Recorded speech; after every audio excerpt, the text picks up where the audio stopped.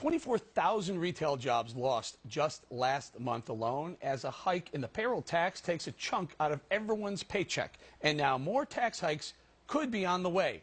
The president expected to call for another $700 billion in tax revenues over the next 10 years when he releases his budget next week. Add in health care, and Town Hall's Katie Pavlich says, watch out, Katie.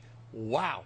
Wow, more tax. We just got a $700 billion tax hike a couple of months ago. Now another one?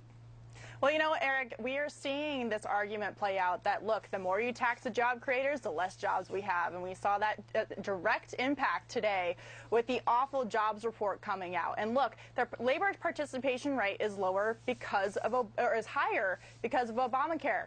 Employers are, A, cutting hours back for employees, so they're no longer full-time, they're part-time. They're cutting employees altogether in order to avoid Obamacare, and therefore we have less people working and less people spending money because they're not employed and their taxes are going up. Yeah, Katie, the labor participation rate at its lowest level since Jimmy Carter. A lot of people say President Obama is the new Jimmy Carter.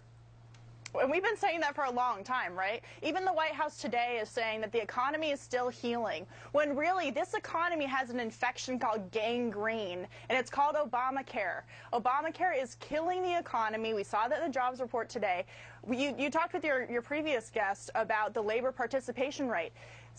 President Obama came into office in January of 2009. If the labor participation rate was the same as it was in January 2009, the unemployment rate would be 10.9%. This idea the economy is recovering is false, and it's not true. We're seeing this on a regular basis with people not spending money, people cutting jobs as a result of Obamacare, and the unemployment rate doesn't show the whole story. Sure, sure. You know, a lot of us who watch the markets, we watch retail very, very closely. We watch what happens in retail because it really indicates what the consumer is doing. This is a consumer-driven economy. 65 or 70% of our economy is based on the consumers pulling out the cash, pulling out the credit card. When retail lays off, that doesn't bode well for the economy, jobs, anyone going forward, right? Right, and as you mentioned, the payroll tax hike that took place during the fiscal cliff, right? Obama promised not to raise taxes on everyone through this expiration payroll tax. Right. It's basic math. If you don't have extra money in your paycheck to spend on that new pair of shoes or in the retail market, you're not going to go spend it. And therefore, we're seeing these retailers cut back on jobs because if people aren't spending money in your stores, you don't have enough money to pay employees. All right, Katie, you know where that extra money is, though? That goes to the government, and then they can pay for all those benefits for those people who are laid off. The benefits they're not paying for. Exactly. Exactly. We're going to have to leave it there. Katie Pavlich, thank you so much. Thanks, Eric.